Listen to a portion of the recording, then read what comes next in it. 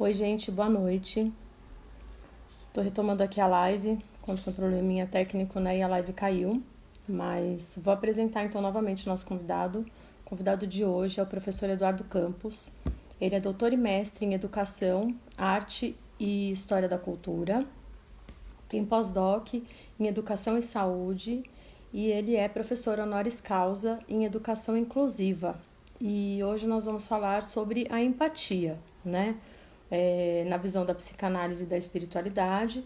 Então, o Edu vem aí como convidado. Se vocês quiserem aproveitar para fazer as perguntas, podem fazer as perguntas a ele. A gente vai respondendo conforme a gente conseguir encaixar ao longo da live. Mas é um tema que, assim, vem para esclarecer muito sobre o real significado, né, da palavra empatia, tá bom? Já vou colocar aqui o nosso convidado com a gente.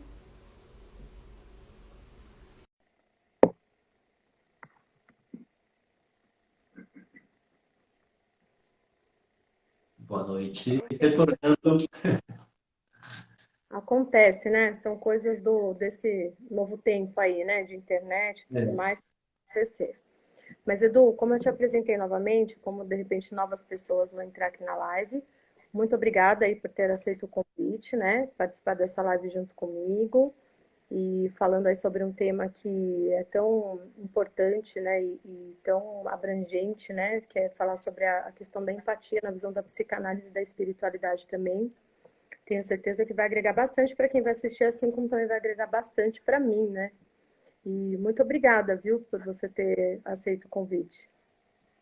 Sandra, eu que agradeço sempre as suas colocações tão carinhosas e agradeço as pessoas que acompanham, né, também o seu trabalho, disposta sempre a compartilhar conhecimento. Eu concordo com uma frase que você trouxe aí na sua rede social, né, o conhecimento compartilhado, renovado, o conhecimento dialogado, ele é sabedoria.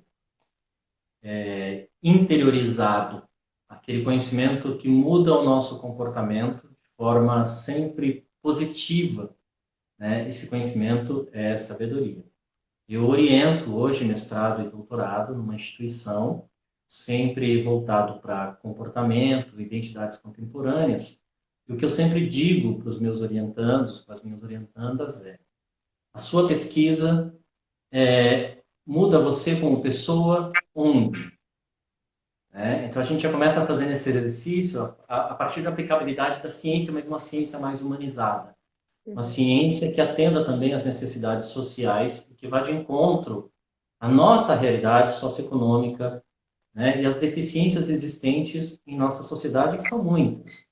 Falar de empatia é um assunto de extrema importância, né? Como eu estava falando anteriormente, eu vivo um momento de luto, que não é fácil. Perdi meu companheiro, nós dois fomos infectados pela Covid. Eu retornei para casa e ele não. Então, eu tenho todo o conhecimento teórico do que é o luto, mas racionalizar o luto quando você vivencia é algo humanamente difícil, né? Porque você reconhece as etapas pelas quais você está passando, mas a dor ela é tão grande que você se confunde muitas vezes com a possibilidade de racionalização. Então, sobre um dos trabalhos que eu estou fazendo nesse exato momento, eu montei um grupo de atendimento a pessoas homoafetivas que também estão em situação de luto, né, e que precisam do amparo, do aconselhamento, mas também o exercício de ouvir e falar, porque compartilhamos da mesma dor. E o que tem acontecido? Às vezes você sai, né, para ir ao mercado e você chora. E nem todas as pessoas estão preparadas para entender o choro de quem vive o luto porque perdeu o seu cônjuge. Então, esse exercício também é um meio, a partir do momento que eu entendo as etapas do luto, estou vivenciando essas etapas, também de dizer para essas pessoas: olha, esse é um processo, né? E como não só sei teoricamente, mas estou vivendo, eu estou aqui para também te ouvir e entender que se em algum momento, né, nós estivermos conversando numa ligação e você começar a chorar, sentir falta de ar, eu entendo, e isso pode acontecer. por 3 meses, 4 meses, 1 ano, 2 anos. E ainda assim, eu vou compreender a sua dor, porque eu compactuo dessa dor. Não que a prática seja sempre necessária para você entender o outro, viver aquilo seja necessário, né? Mas o luto pós-Covid também implica numa outra questão, que é o afastamento social. Então, quando você tem o luto por qualquer outro motivo, você recebe abraços das pessoas, existe o ritual do velório, do enterro. E no Covid não, existe esse afastamento. E a gente entra também nessa questão da empatia. Por quê? Porque as pessoas estão vivendo um momento de medo, de muitas dúvidas, né? E você olha para a sua dor, mas percebe que essa dor não é uma dor isolada, né? Então, quando você entra numa rede social, é possível você observar que toda semana tem alguém perdendo um familiar. Então, você também compreender a dor do outro. Eu vou dar um exemplo prático. Aí em Mogi das Cruzes, eu fiquei muito, muito, muito emocionado, já que a gente vai falar da espiritualidade também, quando eu vi um grupo de oração de pessoas evangélicas, né, em torno do Hospital Municipal de Brás Cubas de Mogi das Cruzes, impondo as mãos sobre o hospital às 18 horas, e cantando louvores, pedindo, segundo a fé cristã evangélica, que Deus derramasse cura e conforto, não só para as pessoas que estão lá internadas, mas também para os familiares. Então, aquilo foi de uma emoção muito grande. Você sabe que eu sou um admirador da prática religiosa. Aquilo me deixou muito emocionado. Porque essas pessoas não precisavam estar ali, mas elas estavam. Talvez elas nem tenham um parente no hospital, mas elas estavam. Né? Então, esse é um bom exemplo de empatia. Elas podem ter chegado do serviço, cansadas, são jovens que poderiam estar fazendo qualquer outra coisa, mas de uma certa forma, no salão de uma igreja, segundo a sua fé, se reuniram e disseram: quero orar, eu quero louvar, não é por mim nesse momento, mas pela vida da outra pessoa que eu nem conheço, mas que também, segundo a fé evangélica, não é? É um filho de Deus e merece receber essa bênção. É uma prática de caridade, né? Dispondo ali o tempo, né? E o momento de repente, se compadecer, né? Da dor do outro, de se sensibilizar, né? E de realmente praticar o que tanto é pregado em todas as religiões, cada um, de repente, dentro de um contexto diferente ou de um texto diferente, né? Mas praticar o amor ao próximo, né? Um amor incondicional, né? Porque isso, assim, eu percebo que existiu uma certa movimentação nesse sentido, né? Falando nessa questão, de repente, da empatia na visão espiritual, né? Da espiritualidade das pessoas, né? Das suas práticas. Eu percebo que muitos grupos se formaram realmente com o intuito da questão da oração, ou até as pessoas que de repente têm um conhecimento mais de terapia holística, né, com as práticas de reiki, de jorei, e de passe, né, e tudo mais, que as pessoas, algumas se sensibilizaram, né, e se uniram, se compadeceram também bastante para de repente pensar na dor do outro, né, e fazer algo, né, para ajudar o próximo. Então, isso é muito bacana, realmente. Essa questão até do próprio hospital, eu cheguei a ver, acho que no Facebook, se eu não me engano, eu vi algum vídeo sobre isso.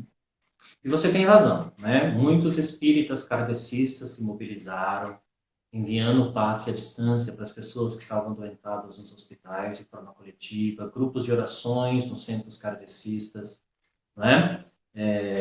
Fluidificação da água para familiares poderem se fortalecer espiritualmente, pessoas que são espiritualistas também, né? Buscando aí, a partir da sua fé, pedidos a Obaluaê, que é aquele que tem o poder enquanto orixá de levar cura ou então fazer a passagem da pessoa sem dor. Eu acho importante porque eu vi essa prática dos evangélicos em torno do hospital. Eu não sou evangélico, né? Mas eu procuro sempre apreciar essas relações que são feitas pelo outro, né? Que nos ensinam muito. E quando a gente fala do ponto de vista espiritual, a gente não vai falar muito de empatia em si, a gente vai falar do empata, né? O empata, na verdade, é aquela pessoa, do ponto de vista espiritual, ele acaba sugando a dor do outro e a energia do local, do ambiente ou da outra pessoa, né? Então, muitas vezes o empata, ele sente tontura, o empata, ele sente ansiedade, o empata, ele tem algumas variações de humor e ele não sabe muito bem o porquê, qual é a origem dessa alteração de comportamento. Do ponto de vista espiritual, na verdade, ele está capturando toda essa energia do ambiente e essa energia, então, provoca algumas reações nessa pessoa que muitas vezes isso pode ser neutralizado no bom sentido. Ela pode transformar essa energia que ela pega do ambiente. Isso independe de religião, né? Mas ela pode transformar isso de uma outra forma, entende? Mas é muito importante que as pessoas fiquem atentas, né? E porque para a pessoa ter atitudes de empatia, ela não precisa necessariamente ter uma religião. Uma pessoa que se autodeclara, né? Eu sou ateu. Esse respeito e sentir a dor do outro vem pela pura convivência social. Então eu me compadeço, eu sinto e me coloco à disposição do outro. Isso também é uma empatia. Sim. Hoje, eu fiz algumas pesquisas, né, assim, até para preparar, né, para a nossa live, e um dos pontos que me chamou bastante atenção em relação à questão da palavra empatia, né, foi a própria etimologia da palavra, né, de onde ela vem, né, que a origem da palavra empatia, né, que ela vem de patos, que vem da questão do sentimento, do sentir, né. E um dos pontos que me chamou muita atenção, que eu até, uma grande amiga minha, que é a Madalena, ela me enviou também um material falando sobre empatia, que explicava também, né, traçava esse meio que paralelo entre a psicologia, a psicanálise e a espiritualidade em relação à palavra empatia. E como é uma palavra que muitas vezes a gente desconhece, né, o real significado e o real sentido que a palavra tem, né? A empatia, ela não é simplesmente o ponto de a gente se colocar na dor do outro, né? Entender a dor do outro, até porque muitas vezes a gente não faz ideia do que a pessoa tenha sentido porque a gente não experimentou aquilo, né? Mas que daí eu acho que entra muito, né? Mas me chamou muito a atenção em relação ao próprio significado da palavra empatia, que é justamente assim, muitas vezes a gente consegue demonstrar uma empatia fidedigna, vai por assim dizer, se você experimentou o momento que o outro passou, né? Que daí existe uma entrega real, né? Isso foi do que eu pesquisei, mas me explica um pouco melhor você assim, Edu, sobre a visão da psicanálise também, né? À luz da psicanálise, né? O que seria a empatia, de fato? Tá. Você trouxe, inclusive, uma proposta muito interessante que eu achei fundamental, né? O cognitivo, o afetivo, os modeladores de emoção. Tá? Então, assim, quando a gente pensa na empatia, na atuação do cognitivo, a gente, em primeiro momento, vai analisar, segundo a psicanálise, se a pessoa tem empatia. Porque a ausência de empatia é o comportamento de um psicopata. Ele não tem empatia por nada, né? Eu mesmo me relacionei com uma pessoa que, em um dado momento, gosto de trazer exemplos práticos para as pessoas ficarem atentas a essas questões, né? E nós assistindo um filme que era extremamente violento, aquilo estava me fazendo mal, né? A pessoa, ela achou a personagem extremamente inteligente e ela dava risada, né? E aquilo me chocou muito, porque não era um contexto para você rir da cena, né? E aí a gente vai perceber que, assim, uma pessoa que não tem empatia, ela é incapaz de projetar a dor do outro a partir da sua ação. Você tem razão, não é só sentir a dor do outro, né? Mas a empatia ela implica em eu pensar nas minhas ações a ponto de ter uma compreensão, né, do que isso poderá causar na outra pessoa ou em determinado grupo social. Então, muitas vezes você deixa de fazer algumas coisas, né, porque você projeta possíveis resultados desastrosos que causarão, de fato, dor, um déficit emocional. Isso se chama responsabilidade afetiva. Entende? Quando eu não tenho essa capacidade, eu começo a observar que existe nesse ser humano uma falta de empatia. Agora, tanto a empatia existente, né? Quando eu vejo uma pessoa na rua, eu me solidarizo com ela, né? Nem sempre eu vou conseguir ajudar essa pessoa a colocar isso em prática, o que deveria ser um dever moral. Mas o fato de eu passar por ela e percebê-la e sentir, né, um desconforto, isso mostra que eu tenho o desencadeamento emocional sobre a miséria, sobre a dor, sobre o sofrimento alheio. Né? Vamos pensar que uma pessoa sem empatia ela não vai ter essa relação, não vai sentir isso. Né? Ela vai olhar para aquela pessoa que sofre e vai vê-la como alguém que nem deveria existir. Né? Então é muito importante a gente pensar nessa questão. E o comportamento que leva a gente a ter empatia ou ausência é algo de fato que está na nossa subjetividade. Né? Existem alguns psiquiatras, por exemplo, que falam que a empatia e a ausência dela, no caso do comportamento de um psicopata, isso é fisiológico. Mas pode ser amenizado na medida em que você trabalha e faz com que a pessoa vá entendendo que ela pode ou não pode. Então, ela tem outros mecanismos de disparo desse sentimento para com o outro. Então, você detecta que ela pode ter alguma psicopatia, mas você trabalha com ela essas noções de relação social. Então, você consegue amenizar. Entende? Não significa que todo psicopata, né? As pessoas pensam, é aquele que mata, que vai fazer atrocidades. Não. Né? Existem mais psicopatas na sociedade do que a gente imagina. Né? Pessoas que roubam a nossa energia, pessoas que entram numa relação e sugam a nossa autoestima, e a gente não vai se dando conta disso. No mundo corporativo, por exemplo, é muito comum que exista pessoas com esse tipo de comportamento.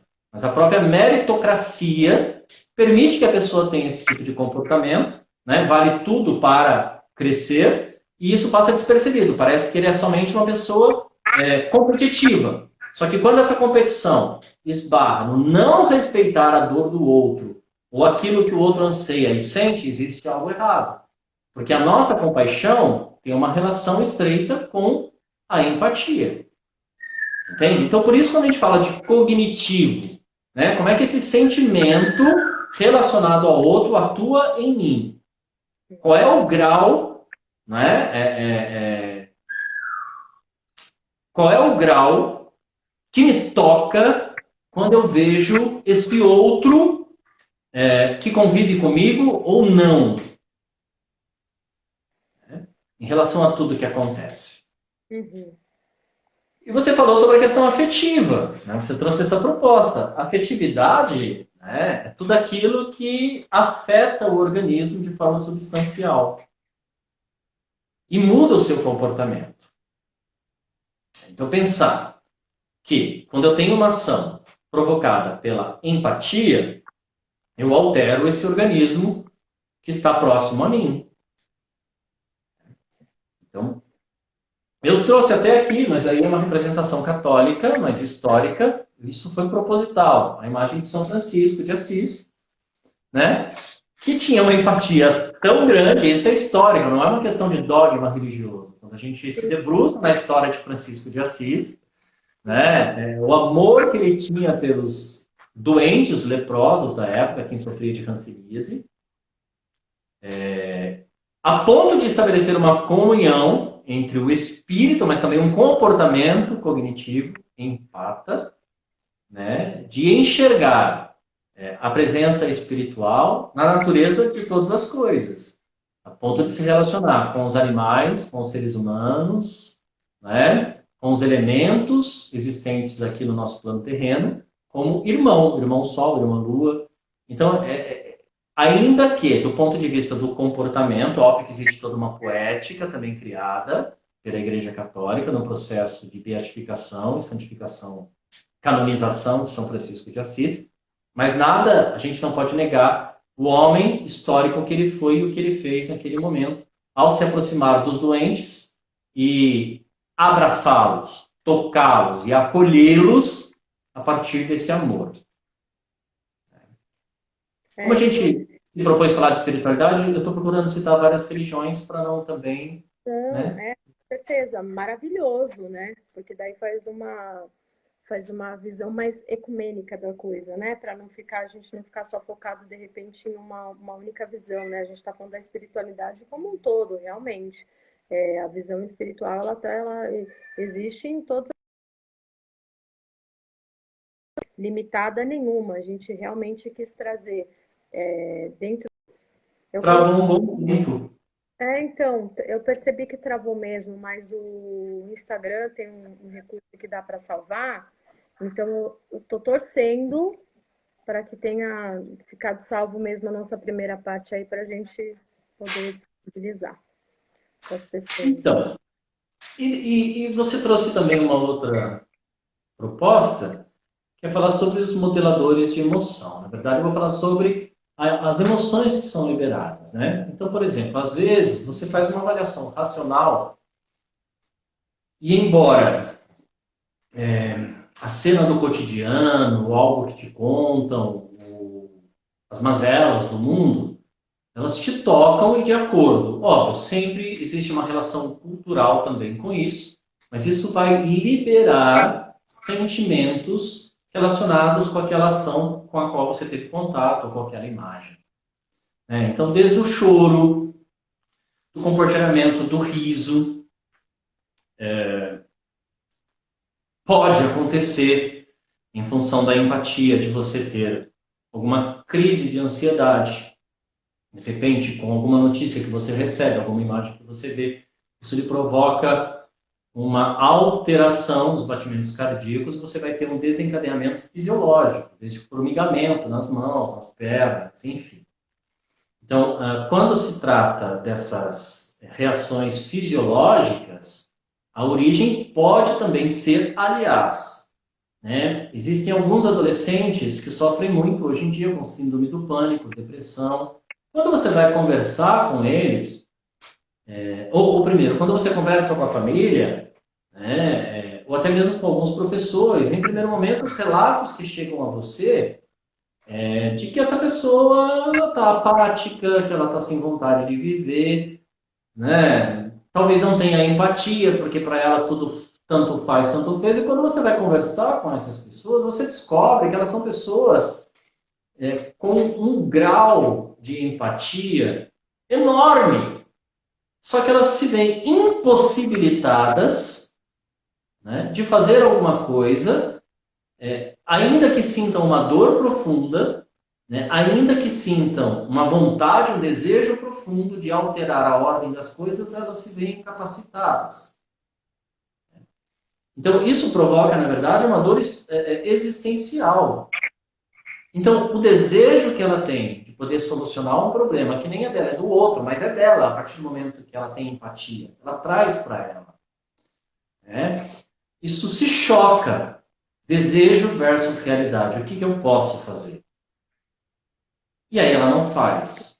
Isso passa a ser paralisante, a ponto de alterar o comportamento e tirar o prazer da vida. Tirar o prazer da vida. E uma vida sem prazer é uma vida, muitas vezes, em dor. E isso tem consequências gravíssimas, né? Como muitas vezes o desejo do suicídio. Quem pensa no suicídio, na verdade, não quer tirar a própria vida.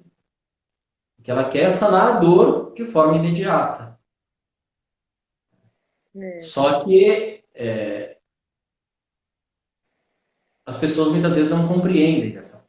E chega a ser cruel, né? Alguns comentários que as pessoas fazem a respeito do suicida, que daí eu acho que já entra até no ponto da falta de compaixão, de empatia, falta de, acho que seja de bom senso, né? Quando as pessoas falam sobre o suicida ser uma pessoa covarde, né? Ah, tirou a própria vida, que covardia, como que de repente toma uma atitude dessas, né? Mas é porque às vezes a pessoa ela se sente tão fora disso tudo, né? Tão à parte disso tudo, tão marginal de tudo que está acontecendo com a vida, que e numa ação de desespero.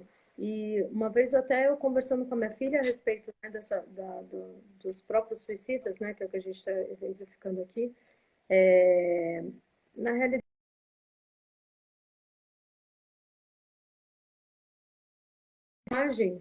para conseguir ter uma atitude dessa, né? Conseguir ir a fundo numa atitude dessa. Ela precisa ter um mínimo de coragem para ela conseguir fazer um negócio desse.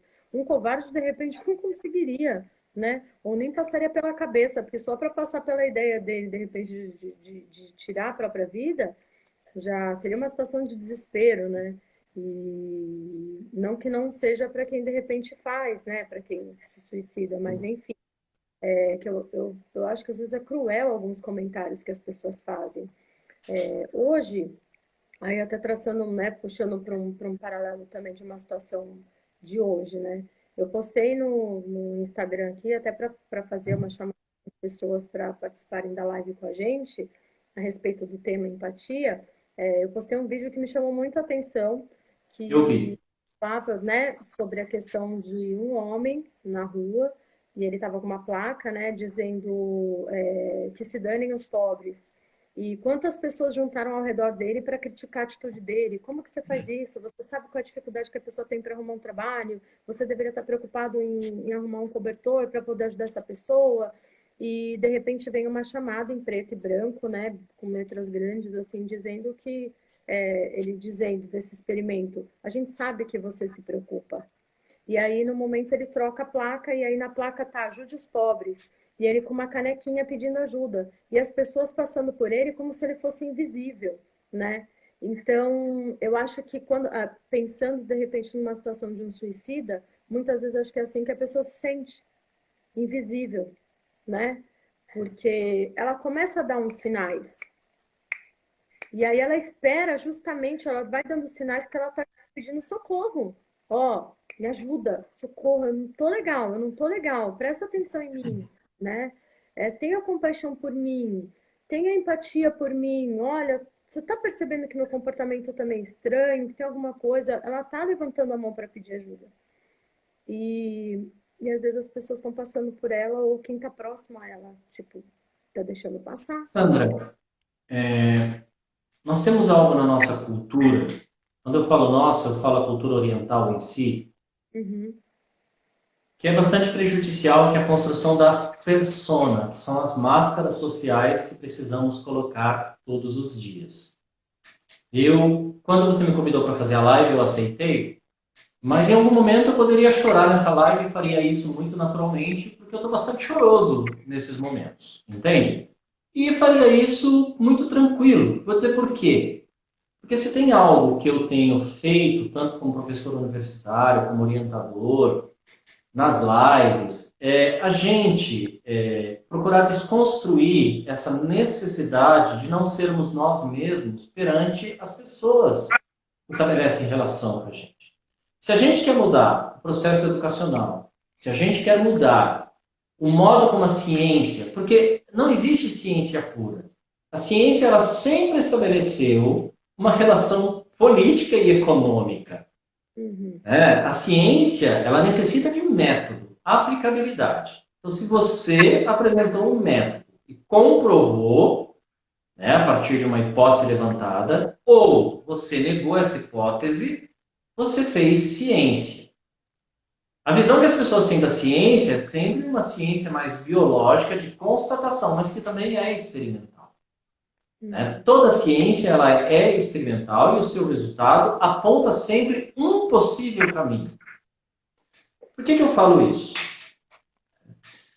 Eu falo isso para que a gente desconstrua uma série de coisas. Então, você falar da psicanálise, que também não é uma ciência. O próprio Freud não queria que a psicanálise fosse reconhecida como ciência. Por quê? Ele queria um método de análise mais livre. O psicanalista não só precisa estudar Freud, Lacan, Guattari, né, entre tantas outras possibilidades, mas ele tem que ser alguém aprofundado na literatura e também na cultura do seu tempo, para poder analisar, né, a partir daquilo que o analisado traz, uma série de outras questões. A gente está falando de uma forma genérica sobre a empatia.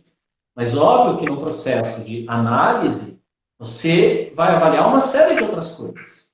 Uma pessoa se relaciona com o objeto, como ela foi tratada na infância, como foi o nascimento dela, como ela estabelece uma relação com a figura da mãe, do pai, se existe ausência de algum deles, né?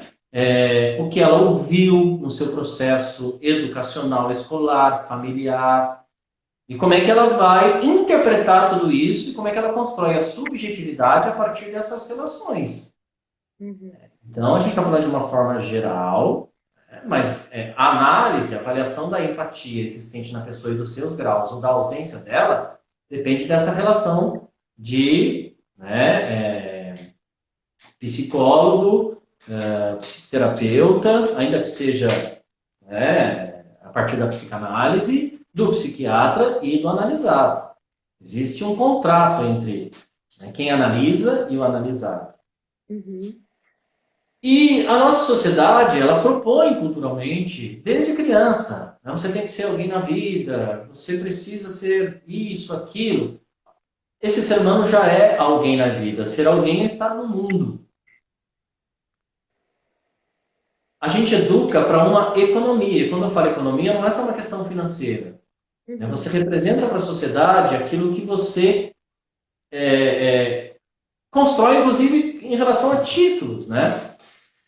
E título nem sempre representa sabedoria. Porque eu posso ter um conhecimento puramente técnico, né? Isso alimentar o meu ego e eu não me colocar à disposição também para servir e a serviço das pessoas que estão em meu entorno.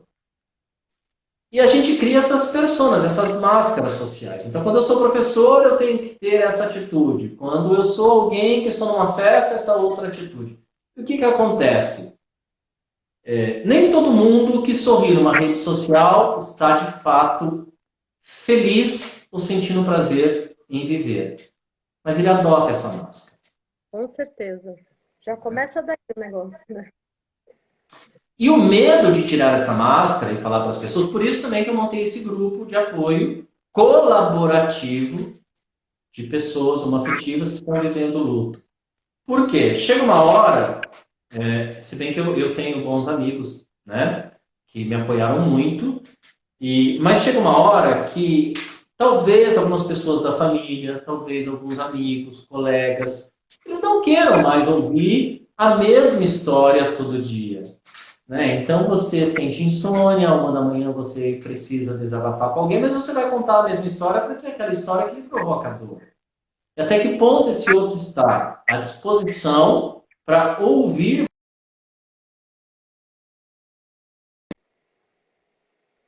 a dor do outro, mas vivenciar a dor do outro potencializa esse sentimento.